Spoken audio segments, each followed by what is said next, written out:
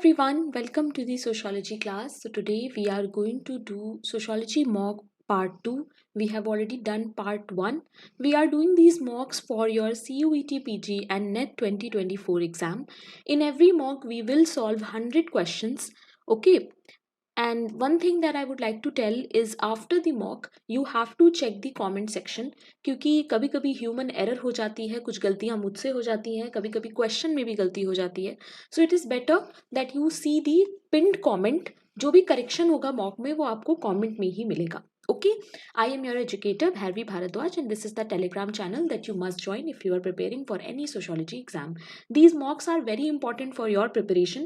ये सारे questions जो हैं वो अलग अलग MA entrance या फिर कोई और कुछ भी ऑब्जेक्टिव सोशोलॉजी पेपर जो मुझे मिला है वहाँ से मैंने ये क्वेश्चंस लिए हैं. So these questions are not made by me. Okay, so start करते हैं और देखते हैं आज के questions. And don't forget to tell me your score in the comment section, how much you scored out of 100 and how is your preparation going. Okay, question number 1, which of the following is not an example of tribe. इसमें से कौन सा है जो tribe का example नहीं है? गोंड, जारवा, योकालिंगास या फिर माल पहाड़िया. What would be the correct answer? The correct answer is C, that is Yokalingas. Yokalingas is a caste. It is not a tribe, it is a caste जो कि हमें कहाँ पे मिलती है? कर्नाटका में. ओके, एंड इसके अलावा ये जो माल पहाड़िया है इसकी भी लोकेशन जान लो, क्योंकि कभी कभी इस तरह के लोकेशन बेस्ड क्वेश्चन भी पूछ लिए जाते हैं. सो माल पहाड़िया एक तरह का ट्राइब है. झारखंड, वेस्ट बंगाल और बिहार में ये होता है. ठीक है, Jharkhand,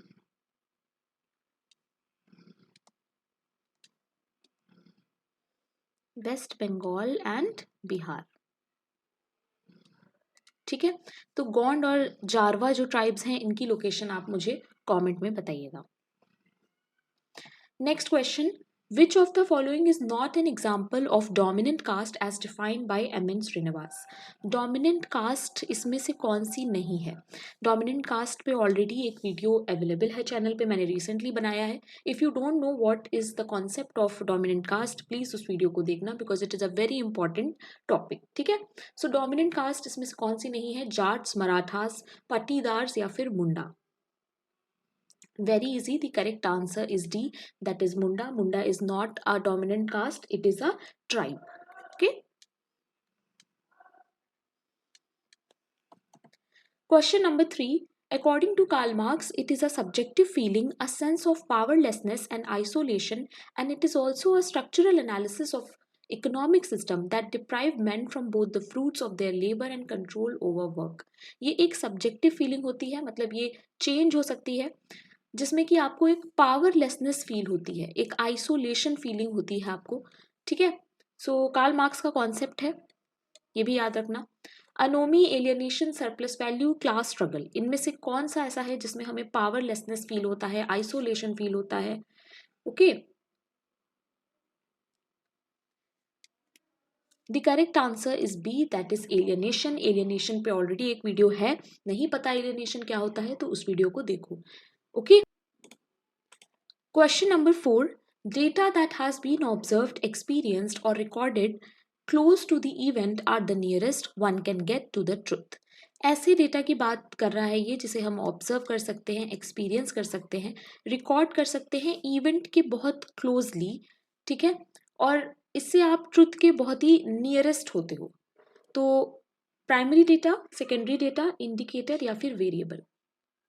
the correct answer is A, that is primary data. इस क्वेश्चन में काफ़ी डाउट था.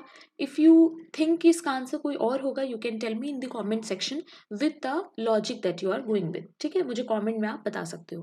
क्वेश्चन नंबर 5, क्वेश्चन नंबर 5 है कि who made a distinction between mechanical and organic solidarity. Very easy question. Mechanical and organic solidarity हम पढ़ते हैं sociology में. ये किसने दिया है हमें? स्पेंसर, हेनरी मेन, टोनिस या फिर amyl दुर्खाइम. The correct answer is D, that is amyl दुर्खाइम. Spencer की अगर हम बात करें तो स्पेंसर ऑर्गेनिक एनालॉजी की बात करते हैं, है ना। बहुत ही इंपॉर्टेंट टॉपिक है ये। हेनरी मेन की एक बहुत ही फेमस बुक है जो बहुत बार एग्जाम्स में पूछी गई है, दैट इज एंशिएंट लॉ। तो जितना भी मुझे ऑप्शंस में याद आता रहेगा मैं आप लोगों को इन्फॉर्मेशन देती रहूंगी, क्योंकि इस तरह के क्वेश्चन आ जाते हैं, ठीक है। तो ईयर भी आपको याद रखना है। एंशिएंट लॉ जो बुक है हेनरी मेन की 1861 में आई थी। फर्डिनेंड टोनिस जो है उन्होंने हम लोगों को बहुत ही ज़्यादा इंपॉर्टेंट चीज़ दी है जिसके बारे में हमेशा क्वेश्चन आता है, that is Gemeinschaft and जेशल shaft.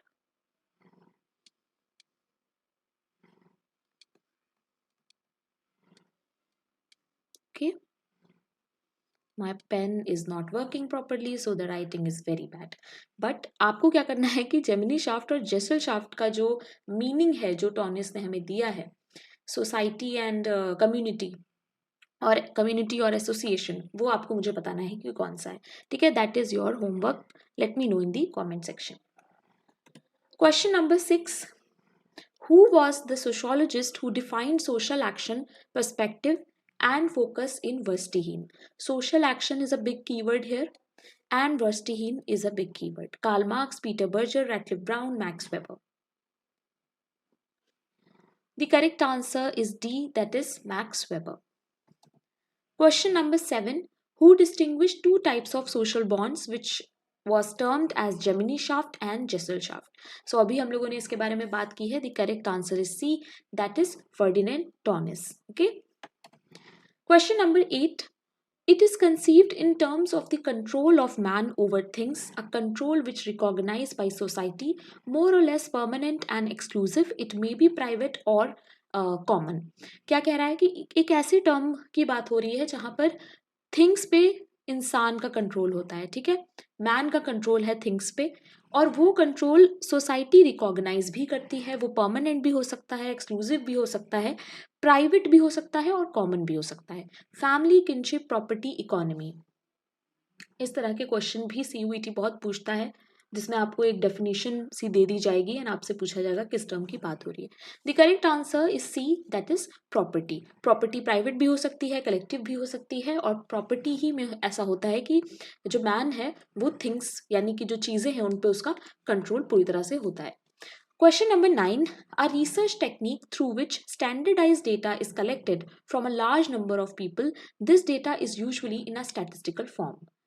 Participant observation, focus group interview, survey या फिर नैरेटिव्स। एक ऐसी रिसर्च टेक्निक के बारे में पूछ रहा है जहां पर स्टैंडर्डाइज डेटा होता है और वो लार्ज नंबर ऑफ पीपल के से कलेक्ट किया जाता है। Mostly it is in statistical form. The correct answer is C, that is survey. Question number 10. Who differentiate between class status and party?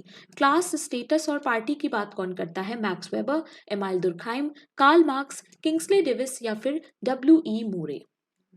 The correct answer is A, that is Max Weber. Question number 11. Street Corner Society was written by David Riesman, Levi Bra, W.H. White या फिर Karl मेनहाइम। Street corner society एक काफ़ी famous book है, बहुत सारे exams में already ये पूछी जा चुकी है और रिपीट होती रहती है बार बार। The correct answer is C, that is W.H. White.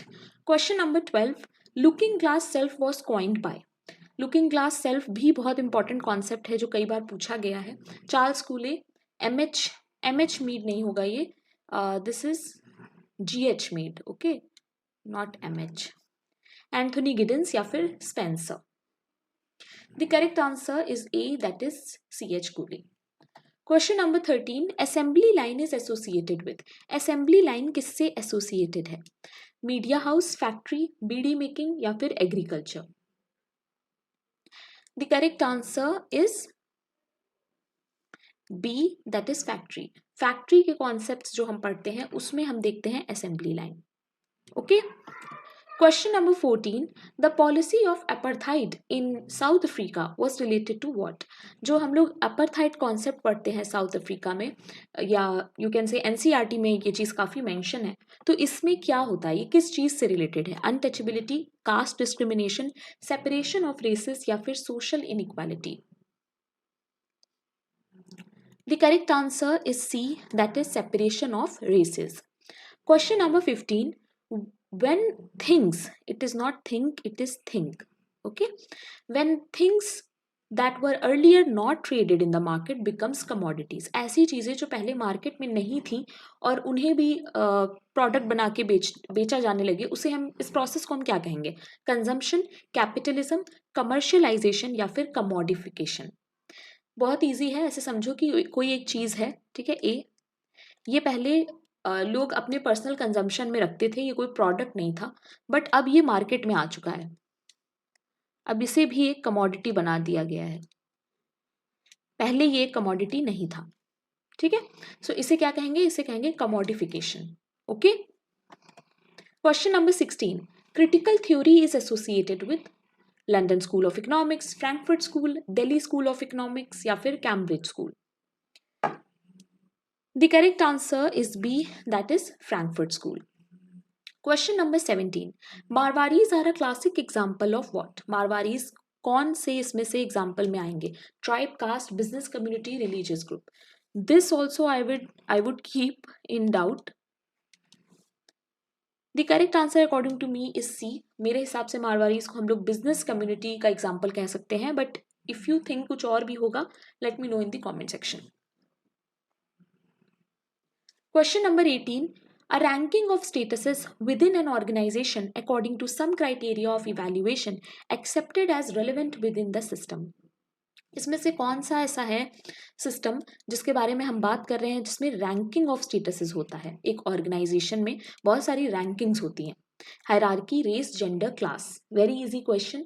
The correct answer is A. Hierarchy का मतलब ही होता है कि 1 by 1 स्टेजेस में, ठीक है, कोई टॉप पे होगा एंड कोई लो पे होगा, this is called hierarchy. Question number 19. The theory of communicative action was formulated by. Communicative action की बात किसने की है? Max Weber, Habermas, John Galton या फिर T.W. Adorno. The correct answer is A, sorry, the correct answer is B, that is Habermas. Okay, question number 20. It is a large scale peculiar sort of community and founded on the basis of common culture, historical and political institutions like a shared religion, language, ethnicity, history or regional culture. State, nation, identity, citizen. बहुत अच्छे से इसको याद करना, ये question काफी अच्छा है। लार्ज स्केल की बात हो रही है, कम्युनिटी, एक शॉर्ट कम्युनिटी कह सकते हो, कॉमन कल्चर के बेसिस पे सब साथ होते हैं, historical and political institution, shared religion होता है, लैंग्वेज होता है, एथनिसिटी होता है, हिस्ट्री होती है साथ में, ये सारे फीचर्स हैं नेशन के। ठीक है, the correct answer is B, that is nation. Question number 21. Who defined the dramaturgical analysis? Dramaturgical analysis किसका है? Herbert Blumer, Alvin Goffman, Paul Atwell या फिर Alfred Schutz.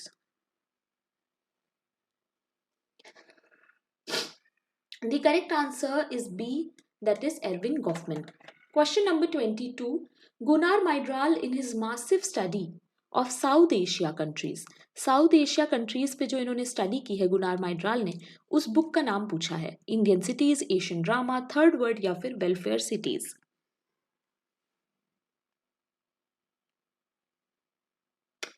The correct answer is B, that is Asian drama. Asian drama कई बार बहुत सारे exams में repeat हुई है, सो इसे याद रखना। Question number 23. The distinction between great tradition and little tradition. अब मैं ग्रेट ट्रेडिशन और लिटिल ट्रेडिशन पे एक वीडियो जल्द ही बनाने वाली हूँ, एक शॉर्ट वीडियो। किसने दिया है ये बहुत क्वेश्चन पूछा जाता है। Robert Redfield, Max Weber, Louis Dumont, Alfred Schutz. The correct answer is A, that is Robert Redfield. Okay, question number 24. Social Darwinism की थ्योरी जो है वो किसने दी है? Social Darwinism, Emile Durkheim, Turner, Parkin, Herbert Spencer. Very easy question. The correct answer is B, that is Herbert Spencer. Question number 25. The term positivism was coined by. ये भी बहुत आसान है, अगर स्कूल लेवल भी पढ़ी है तो this question you can do, it is a easy question. Positivism is given by August Comte. Question number 26. It is being defined as a hierarchical organization structure. Hierarchical organizational structure designed rationally to coordinate the work of many individuals in the pursuit of large-scale administrative tasks. and organizational goals. So directly some features are mentioned. किस बारे में यहाँ पर बात हो रही है? Bureaucracy, organisation या फिर एसोसिएशन या फिर business? The correct answer is A, that is bureaucracy. Question number 27. It refers to the method people use to make sense of the world about them. It is the study of everyday life. What do we understand by the study of everyday life? This is the biggest keyword that you need to remember. Ethnomethodology, phenomenology, sociology of knowledge, sociology of practice. The correct answer is A, that is ethnomethodology. Question number 28. It refers to the component of accumulated resources, immaterial or material, which the people inherit, employ, transmute, add to and transmit. Some of the features that are given. किस बारे में बात हो रही है? इममटीरियल भी हो सकता है, मटीरियल भी हो सकता है, लोग इनहेरिट करते हैं, एम्प्लॉय करते हैं, ट्रांसम्यूट करते हैं, ट्रांसमिट करते हैं. Culture, society, norms, community. The correct answer is again A, that is culture. Question number 29. Who defined the concept of hegemony? Hegemony का concept हमें किसने दिया है? E. Clark, B. Lloyd, Max Weber, Antonio Gramsci. The correct answer is D, that is Antonio Gramsci. Question number 30. It refers to set of ideas about the nature of man, the nature of society, and how life is or ought to be. It may be very structured or may reflect underlying feelings. Ideology, method, technique of data collection, case study. इस question को मैं doubt में रखूंगी. ठीक है, अगर आपको लगता है कि इसका आंसर कुछ और होगा तो मुझे कमेंट में बताना विद द रीजन. देखो यहाँ पर बात हो रही है कि सेट ऑफ आइडियाज हैं. ठीक है, एक किसी भी इंसान का नेचर को हम कह सकते हैं, जैसे मेरा जैसा नेचर है मेरे सेट ऑफ आइडियाज भी वैसे ही होंगे, राइट? या फिर सोसाइटी का नेचर, लाइफ कैसी है या कैसी होनी चाहिए. ठीक है, स्ट्रक्चर्ड भी हो सकता है और नहीं भी हो सकता है. May reflect underlying feelings means that जो भी फीलिंग्स हैं वो आपकी उससे पता चलेंगी उस कॉन्सेप्ट से. सो मेरे हिसाब से इसका आंसर होगा A, that is ideology. Let me know in the comment section आपको क्या लगता है कि इसका आंसर क्या होगा. ठीक है, as far as the things that are mentioned in the question, मेरे हिसाब से the answer would be ideology. Okay, अगर आपको लगता है कि कुछ और भी होगा तो आप मुझे कमेंट में बता सकते हो, क्योंकि कुछ क्वेश्चंस ऐसे होते हैं जिसमें थोड़ी सी सब्जेक्टिविटी आ जाती है ना, तो उस पर हमें डिस्कस ही करना पड़ेगा. Okay. Question number 31. Who described the concept of information society? ये क्वेश्चन काफी बार पूछा जाता है. Manual कास्टल, Stuart hall, Anthony Giddens, Goffman. The correct answer is A, that is Manuel Castells. Question number 32. Who coined the term risk society? Risk society का concept भी बहुत ज़्यादा पूछा जाता है. जेसोप, पॉल्जैन, Lyotard, Ulrich Beck. The correct answer is D, that is Ulrich Beck. Question number 33. It was an agrarian struggle in the rural areas of Bengal in colonial period. So agrarian struggle की बात हो रही है, बंगाल में हुआ था colonial period, यानी जब अंग्रेज हमारे ऊपर रूल कर रहे थे तब. Telangana movement, Tebhaga movement, Warli tribal revolt, Kol revolt, इन सभी के बारे में आपको गूगल करके पढ़ना है. ठीक है, आपको पता होना चाहिए एटलीस्ट कि वो क्यों हुए थे, क्या उसके थोड़े बहुत फीचर्स थे, क्योंकि क्वेश्चन आ सकता है, तो ऑप्शंस को भी बहुत सीरियसली लेना है. The correct answer is B, Tebhaga movement की यहाँ पर बात हो रही है. ठीक है. Question number 34. The concept of post industrial society was defined by आमिन लैश एस, प्योर एम, Daniel Bell. So post industrial society का कॉन्सेप्ट को किसने दिया है हमें? The correct answer is D, that is Daniel Bell. इनकी बुक का नाम भी इसी पे बेस्ड है. ठीक है, तो बुक भी आपसे पूछी जा सकती है. Question number 35, which book has been written by doctor B R Ambedkar. Doctor B R Ambedkar की सारी ही बुक्स आपको देख के जानी है क्योंकि ये इंपॉर्टेंट है, ठीक है। The correct answer is B, that is annihilation of caste. बाकी के हम सारे ऑप्शंस को भी देख लेते हैं। पहली बुक है caste in modern India and essays, this is written by M.N.. Srinivas. Okay, caste of mind किसकी बुक है? It is a book written by Nicholas Dirks. ये कुछ इंपॉर्टेंट बुक्स हैं जो आपको याद होनी ही चाहिए, ठीक है। और ये भी एक काफ़ी इंपॉर्टेंट बुक है, कास्ट क्लास एंड पावर, ये हमें लिख के दी है आंद्रे बेते ने, ठीक है। तो इस तरह से आपको बुक्स याद रखनी है। जो भी क्वेश्चन आप सॉल्व करो उसके जो और भी ऑप्शंस हैं उनको भी सीरियसली लो, ठीक है। Question number 36, Homo Hierarchicus book किसकी है? Louis Dumont, Robert Atfield, Milton Singer, Pierre Bourdieu. इन सभी की इंपॉर्टेंट बुक्स आपको पता होनी चाहिए। The correct answer is A, that is Louis Dumont. Louis Dumont बात करते हैं प्योरिटी एंड पॉल्यूशन के बारे में। ये इनका एक बहुत ही इंपॉर्टेंट कीवर्ड है, ठीक है। Question number 37, according to him in in India tribes are peasants. किसने ये बोला था दैट ट्राइब्स जो है इंडिया में वो पीजेंट्स होते हैं? जी.एस. घूरे, एल्विन वेरियर, आंद्रे बेते या फिर A K. Kumar Swami.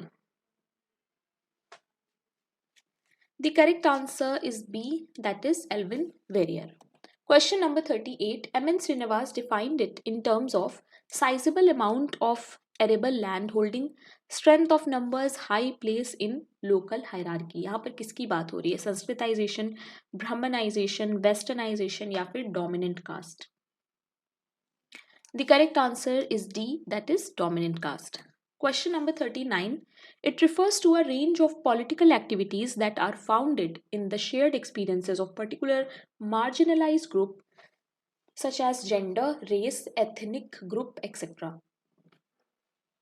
Mass struggle, rebellion, social reforms, identity politics.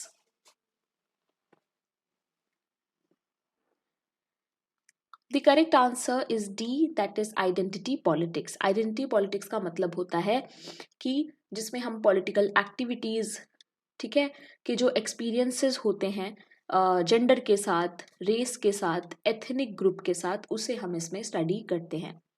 Question number 40, theories of middle range. जो मिडिल रेंज की थ्योरीज हैं वो किसने डिफाइन की हैं? Karl Popper, E.A. Gellner, Emile Durkheim, R.K. Merton. The correct answer is D. Question number 41. It requires a sustained collective action over time. ठीक है, sustained collective action over time. It is often directed against the state. Okay, please remember these keywords. Takes the form of demanding changes in state policy and practice.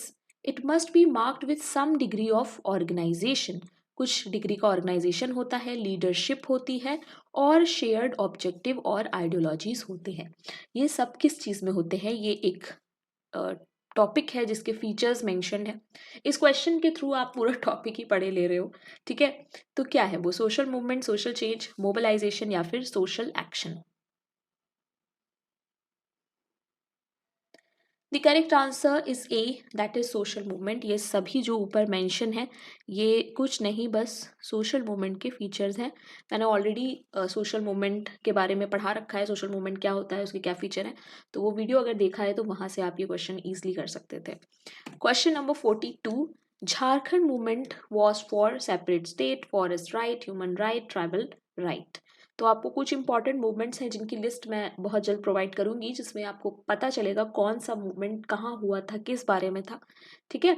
तो वो आपको पढ़ना है, exam में वहां से क्वेश्चन आते हैं।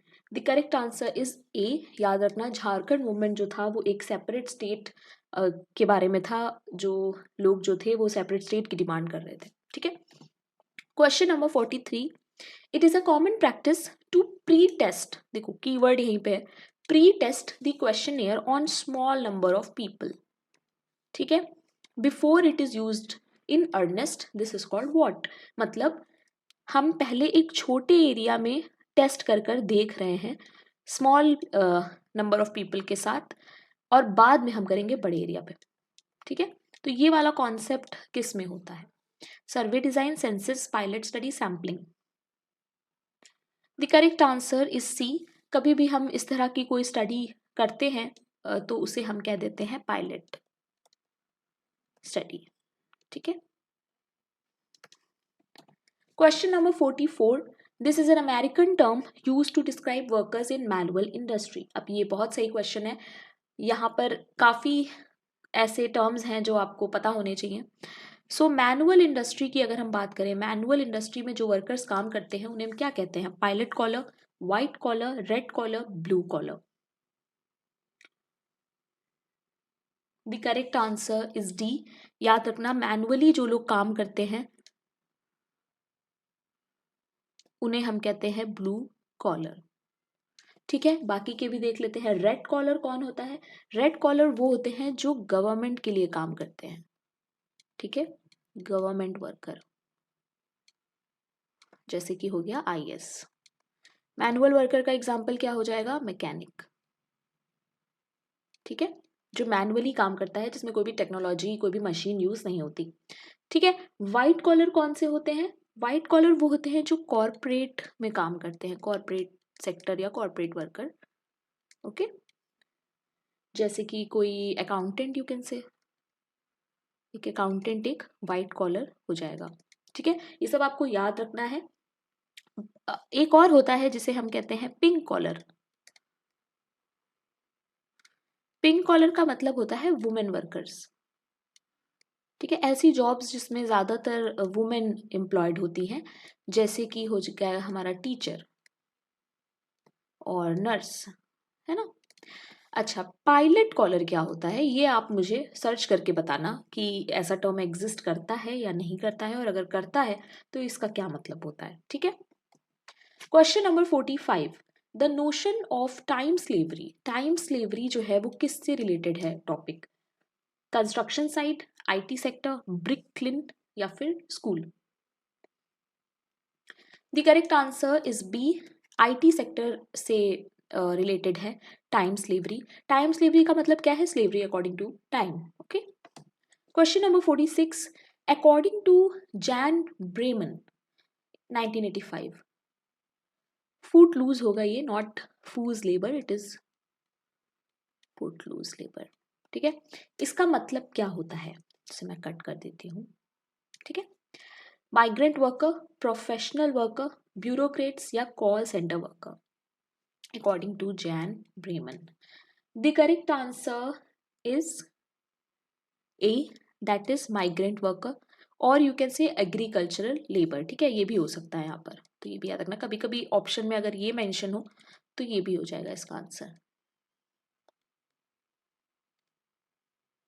किसी भी क्वेश्चन में कोई डाउट हो, कोई प्रॉब्लम हो, लगे कि कुछ और होगा आंसर, या मैं ही गलती कर दूं, as a human I also make mistakes, so you can always let me know in the comment section. And आपको हर वीडियो, जो भी मॉक के वीडियोस है ना, आपको उनके कमेंट सेक्शन को ज़रूर से देखना है, क्योंकि जो भी मॉक में करेक्शन होगा वो आपको पिंड कमेंट में ही मिलेगा। ठीक है, मैं बार बार ये चीज़ रिपीट करती हूँ ताकि कोई भी स्टूडेंट जो है वो गलत आंसर को ना पढ़ के चला जाए। ठीक है, सो कोई भी जो भी करेक्शन होगा वो आपको कमेंट में मिल जाएगा।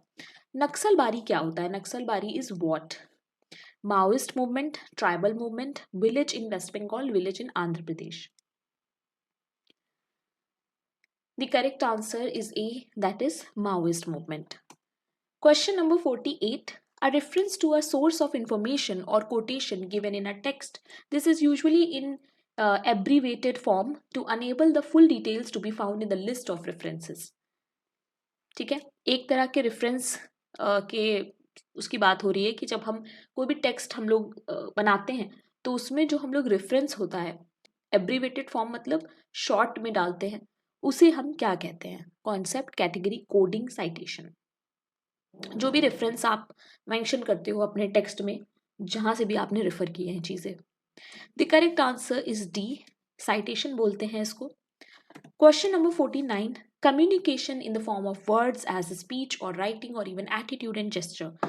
इसे भी मैं थोड़ा सा डाउट में रखूंगी, क्योंकि इसका आंसर कुछ और होना चाहिए था, बट यहाँ पर ऑप्शन है ही नहीं।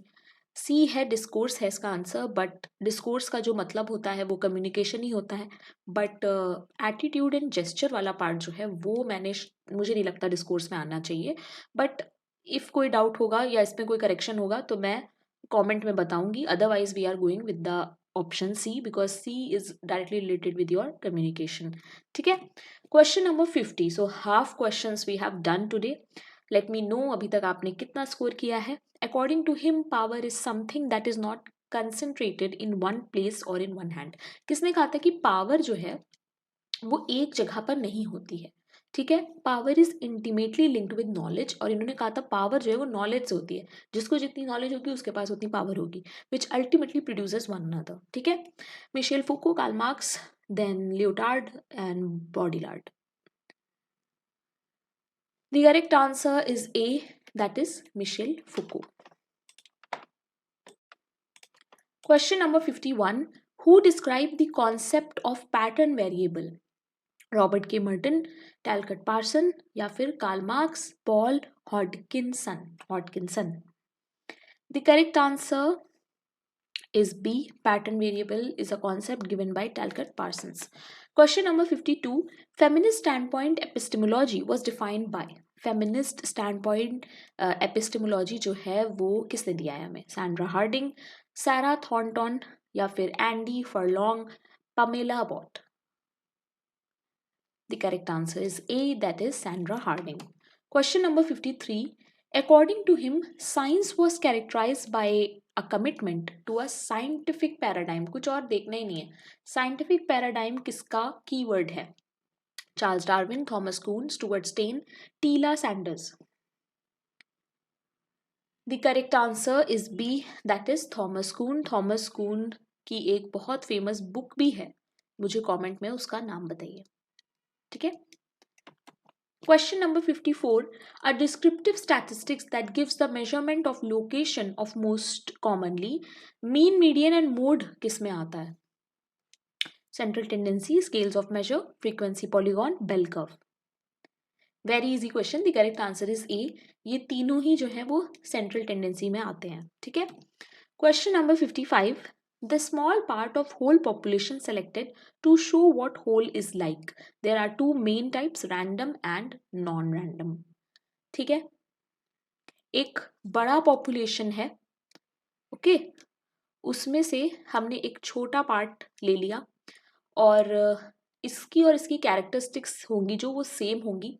ठीक है, तो इसमें हम लोग जो रैंडम नॉन रैंडम करते हैं, ये इसका नाम आपको बताना है कि ये इसे हम क्या कहते हैं. जो पॉपुलेशन यानी कि जो मेन डेटा है, मेन जिसे हम कहते हैं पॉपुलेशन, है ना, तो इसी का पार्ट, इसी का छोटा वर्जन, यू कैन से small version of this main population. इसमें होता है एक रैंडम, एक होता है नॉन रैंडम. ठीक है, इसका नाम बताना है.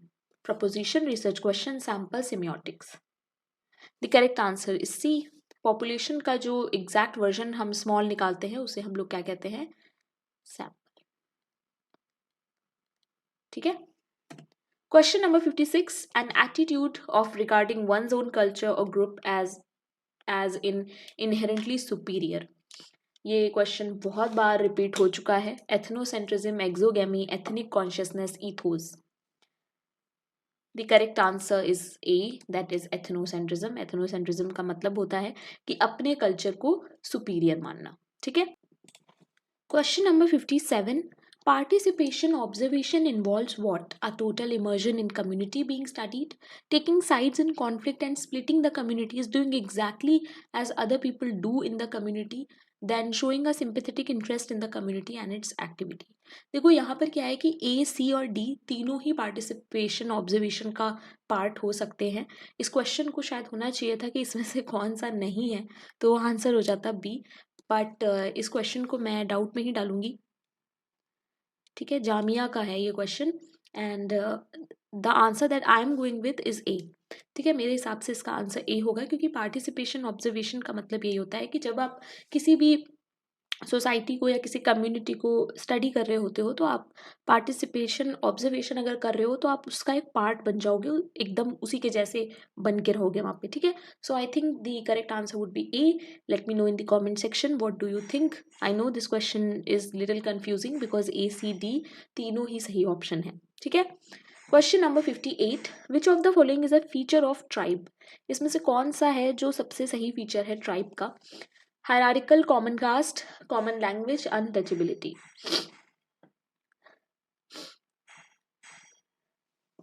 The correct answer is C, that is common language. Question number 59. It is a religious movement as well as Muslim missionary organization based on the work of Prophet started in 1926 which aims at spiritual reformation. So कुछ keywords है यहाँ पे, एक तो religious movement, ठीक है, मुस्लिम missionary organisation, profit के work पे बेस्ड है जो कि 1926 से स्टार्ट हुआ था, एम क्या है, spiritual reformation, Tablighi Jamaat, Islamic solidarity group, Talimi movement या फिर social reform movement. The correct answer is A, that is Tablighi Jamaat. इसको याद रखना जिन्हें भी नहीं पता है, इस तरह के क्वेश्चंस भी कभी कभी पूछ लिए जाते हैं क्योंकि ये ऑलरेडी एग्जाम में आ चुका है, सो ये इंपॉर्टेंट है। Question number 60, it is measured by the number of species found in an area. इसको हम मेजर करते हैं कि एक एरिया में कितनी स्पीशीज हैं, वेजिटेशन, बायोडाइवर्सिटी, फॉरेस्ट या फिर wild life. The correct answer is B, that is biodiversity. Question number 61. It is a process of growing interdependence. Interdependence between different people, region, countries in the world as social economic relationships come to stretch worldwide. It is pushed by certain economic policy. तो यहाँ पर किसकी बात हो रही है, colonialism, globalisation, Sanskritisation या फिर modernisation.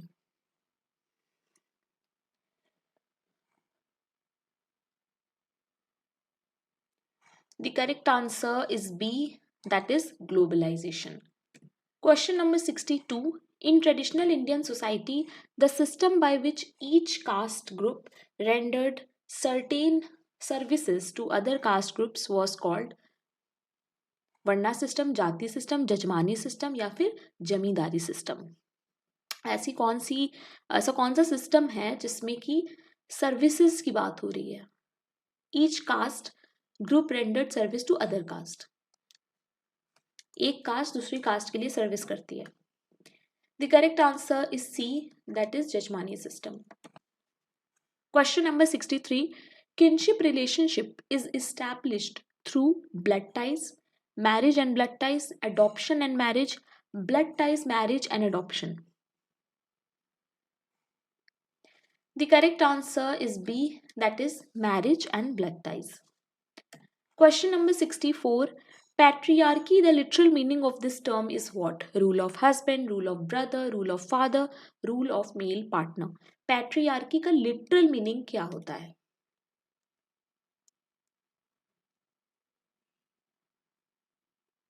The correct answer is C, that is rule of father. And अगर matriarchy की बात होगी तो फिर हो जाएगा rule of mother. Okay? Question number 65. Who coined the term conspicuous consumption? Conspicuous consumption के बारे में कौन बात करता है? Karl Marx, Max Weber, L T Hobhouse, T Veblen. Easy question, बहुत बार रिपीट हो चुका है. The correct answer is D, that is T Veblen. Question number 66. The Tebaga and Telangana uprising were what? Ecological movement, peasant movement, women's movement या फिर peace movement? The correct answer is B, यानी कि peasant movement. Question number 67. It is a condition in which many people in a social system have a weakened respect for some social norms or norms. एक ऐसी condition social system में जो आ जाती है जहाँ पर जो सोशल नॉर्म्स हैं वो वीक हो जाते हैं. Anomie, alienation, deprivation, depression. The correct answer is A, that is anomie. Anomie के बारे में कौन बात करता है? दुर्खाइम. ठीक है. एंड एलियनेशन के बारे में कौन बात करता है? Karl Marx. Okay. Question number 68. Max Weber traces the rise of capitalism to presence or absence of salvation, Calvinism, Renaissance या फिर Catholicism. We all know that Max Weber के बारे में हम पढ़ते हैं Protestant of Ethics, कैपिटलिज्म वाली जो थ्योरी है ना, और उसमें हम पढ़ते हैं किसके बारे में, कैल्विनिस्ट के बारे में. Question number 69. The concept was introduced by W.F. Ogburn. W.F. Ogburn ने ये दिया है हमें, जिन्होंने क्या कहा था कि material culture change at a faster rate than non. जो हमारा मटीरियल कल्चर है वो तेजी से चेंज होता है और हमारा जो नॉन मटीरियल कल्चर है वो पीछे रह जाता है. ये क्या है, cultural lag, cultural change, cultural epoch या फिर cultural pattern. The correct answer is A, that is cultural lag. ये टॉपिक बहुत रिपीट होता है और आपके CUET में तो ये डायरेक्टली मेंशन है, तो ये काफी इंपॉर्टेंट है आपके लिए. Okay. Question number 70. Popular culture refers to the culture of what? Higher classes, masses, politician, educated. Popular culture मतलब बहुत सारे लोगों का कल्चर यानी कि masses. Okay.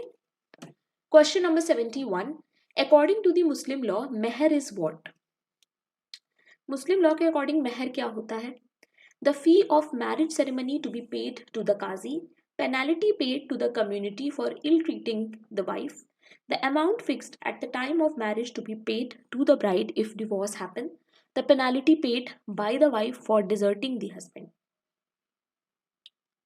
The correct answer is C, that is the amount fixed at the time of marriage to be paid to the bride if divorce happen.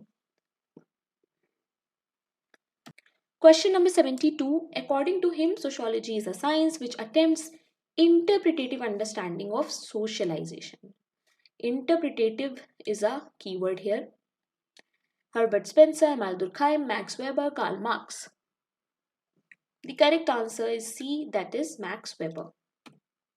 Question number 73. इसमें से कौन है जो पार्टिसिपेशन ऑब्जर्वेशन करता है? W.F. White, August कोंत, T.B. Bottomore या फिर McDougall. The correct answer is A, that is W.F. White. Question number 74. One is not born a woman, one becomes one.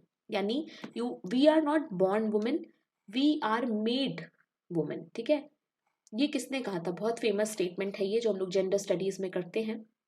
And always remember one more statement, जो इसका मतलब जो है जो कि है gender is a social construct. शायद last वाले मॉक में हमने इस पे किया था question. And sorry sex is a biological construct. ठीक है, ये स्टेटमेंट आपको एज इट इज याद रखना है. इसका मतलब ये है कि हमारा जो जेंडर होता है वो सोशली बनता है और हम जिस वे में हमारा बॉर्न होता है वो हमारा बायोलॉजिकल होता है. ठीक है, जेंडर हमारा कभी भी बायोलॉजिकल नहीं होता. The correct answer for this statement that one is not born a women, one becomes one is A, that is Simone de Beauvoir. आपको ये दोनों स्टेटमेंट याद रखने हैं, ये बहुत रिपीट होते हैं क्वेश्चन. ठीक है. Question number 75. Which constitutional amendment assured the grassroots democracy or decentralized governance? कौन से constitutional amendment में grassroots democracy की बात हुई है या फिर decentralized governance? 73rd, 23rd, 54th, 83rd. The correct answer is A, that is 73rd amendment. Question number 76. The industrial revolution in England took place through what? Industrial revolution की बात हो रही है, इंग्लैंड में हुआ था पहली बार. ये भी क्वेश्चन आ जाता है. Wool industry, mining industry, cotton industry, machine industry. The correct answer is C. तो आपको ये याद रखना है इंडस्ट्रियल रेवोल्यूशन कब हुआ था, कहाँ हुआ था और सबसे पहले कौन सी इंडस्ट्री आई थी. सो सबसे पहले आई थी कॉटन इंडस्ट्री. ठीक है. Question number 77. Whose monumental work is the gift? Marshall Moss, Malinowski, Fraser, Tyler. The correct answer is A, that is Marshall Moss. Okay. Question number 78. Which of the following is not associated with functionalism? Talcott Parson, Emile Durkheim, Ralph Dahrendorf, R.K. Merton. not associated with functionalism. The correct answer is C, that is Ralph Dahrendorf. Okay.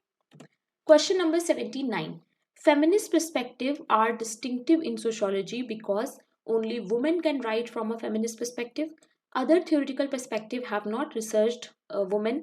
Then they emphasize the centrality of gender in social analysis. Men and women view the world in different ways. इसमें से क्या सही होगा? I think the correct answer would be B, but मैं इसे doubt में रखूंगी. ठीक है, इसके बारे में मुझे थोड़ा सा रिसर्च करना पड़ेगा कि इसका क्या सही आंसर हो सकता है. ठीक है, पूछा क्या जा रहा है कि फेमिनिस्ट पर्सपेक्टिव जो है वो अलग है सोशोलॉजी में. बिकॉज क्यों है अलग? क्योंकि other theoretical perspective have not research on women, है ना. बहुत सारे जो भी अलग से थियोरेटिकल पर्सपेक्टिव है उन्होंने वुमेन पे रिसर्च नहीं किया, इसीलिए फेमिनिस्ट पर्सपेक्टिव अलग है, क्योंकि वो वुमेन पे रिसर्च करता है. मेरा लॉजिक ये है. ठीक है, अगर आपको लगता है कि कोई और आंसर होगा तो आप मुझे कमेंट में बता सकते हो. You are always free to tell me if I am wrong. Okay. Question number 80. Who is the author of The Postmodern Condition? Foucault, Lyotard, Baudrillard, Jameson. ये काफ़ी फेमस बुक है. पोस्ट मॉडर्न कीवर्ड पे जाती है तो बहुत जगह पूछी गई है already. The correct answer is B, that is Lyotard. Question number 81. अच्छा, आपको ना अपने सिलेबस में जो भी कीवर्ड्स हैं, जैसे लेट से आपके सिलेबस में दिया है कल्चर, तो आप कल्चर पे कुछ ऐसी इंपॉर्टेंट बुक्स होंगी जो किसी ना किसी फेमस सोशोलॉजिस्ट ने लिखी होगी, तो आपको उसका नाम पता होना चाहिए, उसका ईयर पता होना चाहिए. ठीक है. Objectivity requires what? Now objectivity में क्या चीज़ है जो चाहिए होती है? A person to give secondary importance to his own bias and preference, a person to discard his own belief and moral conviction, a person detached and impersonal view. तो क्या चीज़ होनी चाहिए? ऑब्जेक्टिविटी का मतलब क्या है कि आप अपने थॉट्स, अपने बायसेस को नहीं लाएंगे जब आप किसी भी चीज़ पे स्टडी करेंगे. ठीक है, तो I think the correct answer should be C, कि आप अपने जो भी व्यूज़ हैं उनको डिटैच कर दीजिए. कुछ भी आपको पर्सनली नहीं जाना है. ठीक है, ऑब्जेक्टिविटी का मतलब यही होता है. It means what? सी, मैं यहीं पे बता देती हूँ. देखो, ऑब्जेक्टिविटी क्या होता है? जिसमें आपका थॉट प्रोसेस नहीं आना चाहिए. जैसे इफ आई से 1 + 1 is equal to 2. ठीक है, so this is for everyone, है ना, सबके लिए है ये. बट मुझे अभी आप मुझसे पूछो कि मुझे कौन सा नंबर पसंद है, मैं कहूंगी मुझे पसंद है 3. तो यहाँ पे क्या आ गया? यहाँ पे मेरी चॉइस आ गई ना, मेरी पर्सनल बायसनेस आ गई. तो जब ये हो जाता है तो उसे हम क्या देते हैं? सब्जेक्टिविटी. ठीक है, तो इतनी चीज़ आपको याद रखनी है. इसमें से क्वेश्चन आ सकता है, ये बहुत ही इजी टॉपिक है और एक्सपेक्ट कर सकते हो तुम कि क्वेश्चन आ सकता है. ठीक है. Question number 82. Ralph Dahrendorf is associated with what? Functionalism, diffusionism, conflict theory या postmodernism? Ralph Dahrendorf किससे associated है? The correct answer is C, that is conflict theory. Ralph Dahrendorf एक conflict thinker है. ठीक है. Question number 83. Latent function क्या होते हैं? Organized, intended, unintended या फिर manifest? The correct answer is C, that is unintended. अब मुझे ये बताना कि लेटेंट और एक और जो होता है वो है मैनिफेस्ट, इसके बारे में बात किसने की है? Who talks about these two? You have to tell me in the comment section. Okay.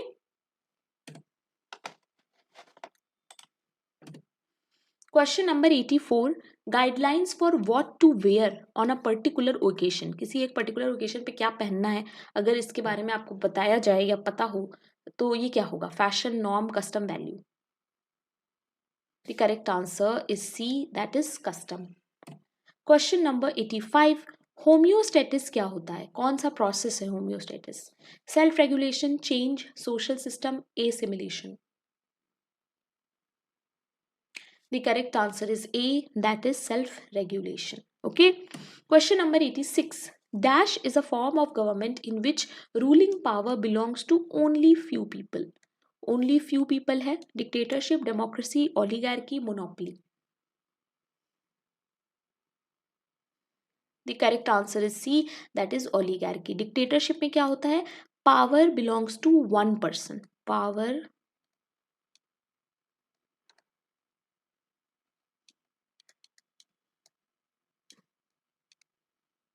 ठीक है। एंड डेमोक्रेसी तो आपको पता ही है क्या होता है। एंड मोनोपोली का मतलब होता है कि सब कुछ एक ही ओनरशिप में है, ठीक है। Question number 87, the Indian constitution recognises two types of minorities. Indian constitution में दो तरह की माइनॉरिटीज मेंशन्ड है, caste and race, caste and religion, religion and language, religion and ethnicity. The correct answer is C, that is religion and language. Question number 88. Who wrote the Leviathan? Leviathan book किसकी है? Hobbes, Rousseau, Locke, Plato. The correct answer is A, that is Hobbes. Question number 89. Jacques Derrida analysis of text is known as what? Jacques Derrida का जो text analysis है उसे क्या किस नाम से है वो? Science, structural analysis, deconstruction, postmodernism. तो जो जैकेस डेरिडा ने एनालिसिस किया है टेक्स्ट का उसे हम कहते हैं डीकंस्ट्रक्शन। ओके। क्वेश्चन नंबर 90, सगोत्र मैरिज क्या है? Followed among Hindu, incest among Hindu, incest means कि बिल्कुल भी अलाउड नहीं है, not allowed, prohibited. A tribal marriage, non caste marriage. The correct answer is B, that is incest among Hindus. Okay, Hindus में it is not allowed. Question number 91, which among the following is an informal means of social control? इसमें से कौन सा है जो एक तरह का इनफॉर्मल तरीका है सोशल कंट्रोल लाने का? Custom, rule, law, education. The correct answer is A, that is custom. ठीक है, और ये सारे जो है ये क्या हो जाएंगे? फॉर्मल तरीके। Question number 92, dash is a characteristic of in group. इनमें से कौन सा है जो इन ग्रुप की कैरेक्टरिस्टिक है? The correct answer is D, that is ethnocentrism.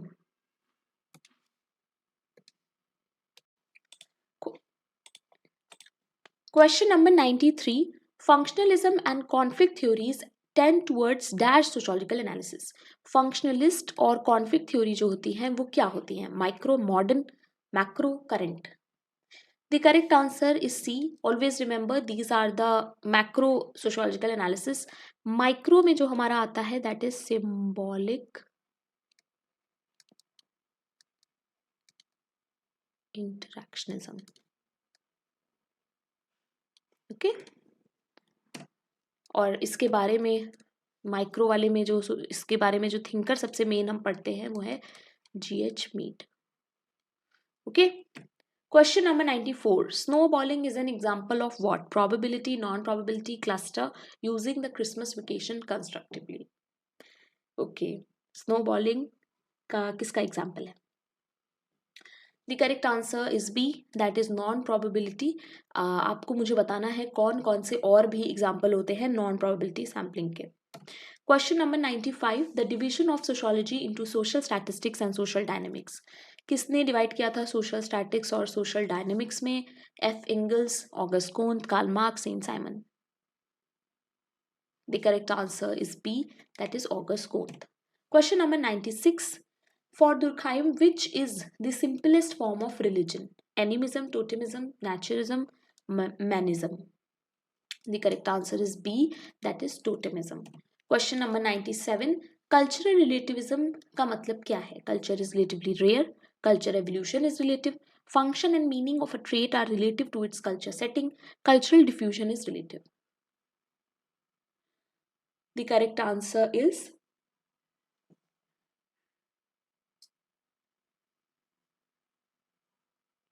C, that is function and meaning of a trait are relative to its cultural setting. ठीक है। Question number 98, youth is a what? Youth क्या है? Group है, congregation है, age group है, social category है। So this question is also little confusing, but I think youth is a, it can be a age group. ठीक है। Question 99, a form of polygyny where co-wives are sisters. The correct answer is C, that is sororel. Question number 100 and the last question of the day. Hierarchy of sciences was given by Saint Simon, Auguste Comte, Durkheim या Spencer? The correct answer is B, that is Auguste Comte. So that's it for today, guys. I hope you liked today's mock. Let me know in the comment section how much you are scoring out of 100. Do not forget to see the comment section, because all the correction for the mock you will find in the pinned comment only. कोई भी इस channel पे mock हो जिसमें questions हो, please एक बार comment section देख लेना. जो भी correction होगा वो pin comment में आपको मिल जाएगा. And don't forget to subscribe if you are a sociology student. Please go to playlist में आपको बहुत सारी चीज़ें मिल जाएंगी. Please make use of it. It is of free of cost, and this is the Telegram channel that you must join if you are a sociology student or you are preparing for any exam. This is my personal Telegram. अगर कोई भी personal question हो, query हो related to sociology, you can ask here. Thank you very much, guys. Keep learning.